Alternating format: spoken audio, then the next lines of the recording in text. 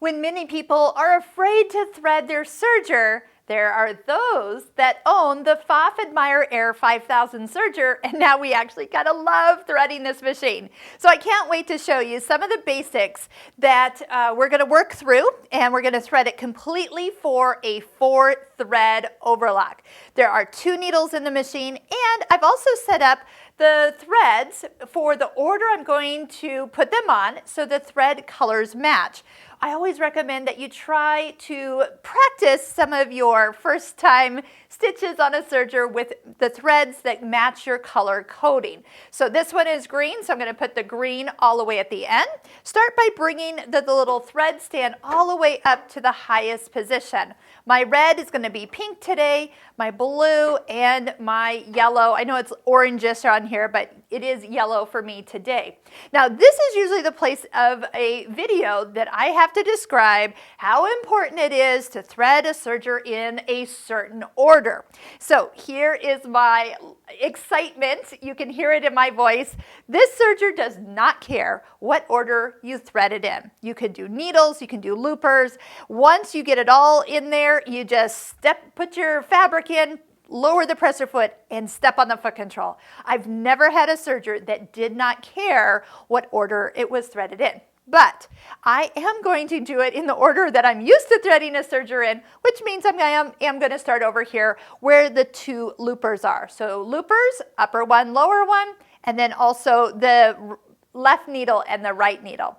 Now, if you want to use thread that is on a spool, this is where you will choose to select a spool cap. Put this on the back here, put the cap on. I'll just hold it from jumping around, but just note you don't need the caps when the spools or cones have that shape that naturally bring the thread up to that first level. As we go, we're going to talk about different qualities of thread when it makes a difference, and then also too, that outside needle color will be the one that you'll match for your actual fabric. So like if I was sewing on this teal, I could do a small spool of thread that matches my shirt, and that would go on the outside needle. Now if I'm only using one needle, then of course then it would be on the needle I am using, and then that way when the seam is open, the threads will match. So when we do open our threads, our fabric here, you are going to see the yellow thread, but we'll get to that. I mentioned quality of thread. Do not skimp out on your thread quality. This is the time to treat yourself to some better spools of thread. This one is actually from Mettler, and Mettler makes a wonderful sewing thread. This is 100% polyester, so that is what I have on the serger today. I also am an embroiderer, so my embroidery thread is polyester, so sometimes I use my embroidery thread. Don't let the name fool you. A cone is a cone. That quantity is on there, and you probably have 4 shades of pink if you were doing a project that needed 4 pink threads. Okay, so I did mention we're going to just thread starting with the upper looper. That happens to be where my red one is, or today with the pink. So we're going to go all the way up to the top first, and then we're going to come to the guide at the back of the serger and bring it all the way in.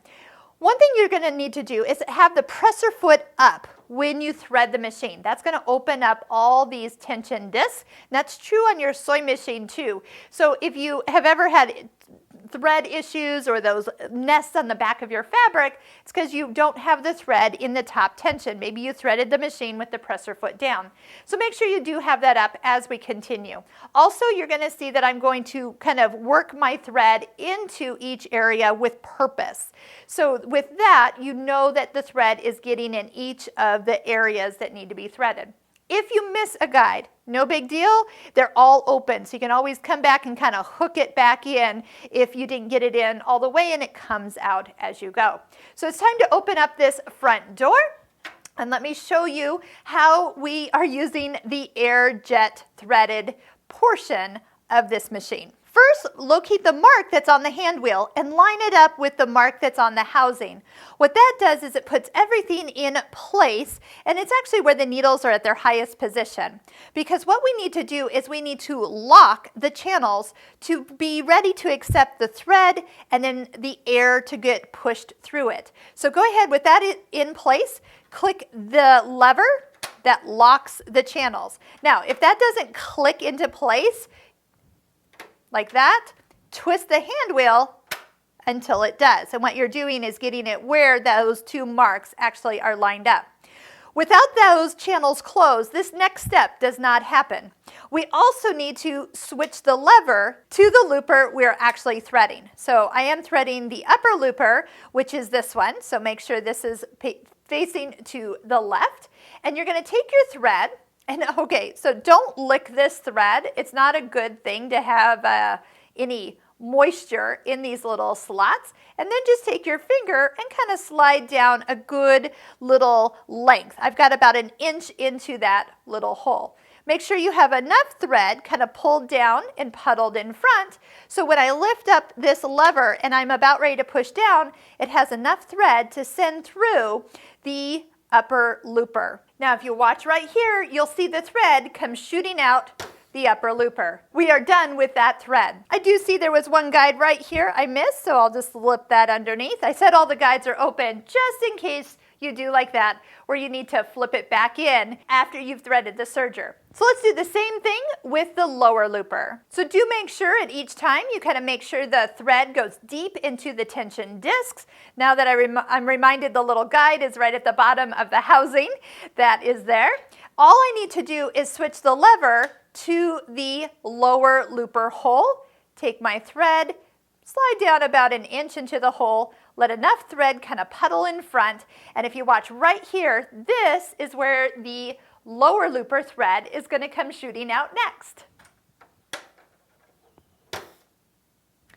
Done. Now that's usually the one that people always pull their hair out, but look how easy it is with this serger. At this point, you can switch the lever to unattach the air channels, and then that way the serger is ready to be used. We just need to thread the needles, the left one and the right one. Bring the thread down through the tensions, under, over the little, in the little mouth, over the little finger that's sticking up, that's like a take-up lever. There is two guides right above the needle. And now we can show you the needle threader. But before I do that, I'm going to just bring the left needle thread, the yellow one, down so we can do both those at the same time. The second needle will follow the same path as the first needle. At this point, lower the presser foot for a little extra room to use the needle threader. Now the same thing, you do need this hand wheel on the side of the machine to be lined up with those two little marks we used earlier. That puts the needles also at their correct position for this to come down. So the lever is on the side, you'll pull it down. If you have it pushed over towards the right, it will come through the right needle, or to the left with the left needle. That's how little it has to move to change position for each needle. So let's do the left one first. That is my yellow thread. Pull this all the way down, come under the arm of the needle threader and up in front of the needle where the little hook is waiting to pull the thread to the side. Use tweezers to pull that through. Move the needle threader to the right and repeat. Pull it all the way down, put the thread under the little arm and up to the little lever and pull up. Pull that little loop out the back, and that is how easy it is to thread the serger. At this point, this is usually when I tell people that they have to have their threads here and they have to hold their mouth just right. We're going to close up the door. We're going to lift up the presser foot. I'm going to take my fabric, I'm going to slide it in just a little bit, but I don't have to. I can even just set it right up to the edge of the foot, lower the foot down. Now there is not a chain here. This is 4 different threads ready to get into that continuous serger chain. I've also folded my fabric in half, and you'll see me throughout these videos cutting off the fold. That way I can show you how everything looks when it's done.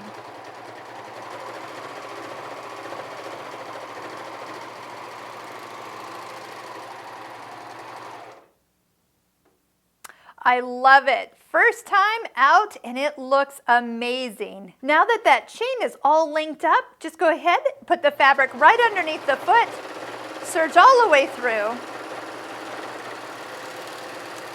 And you can use the cutter that's on the side of the machine, or you can bring it underneath the foot and use the knife as a cutter so you can see how perfect this comes out. So what does a perfect stitch actually look like? So here's what you're going to look for. You're going to look for your 2 needle threads to show like stitches on the front side by side.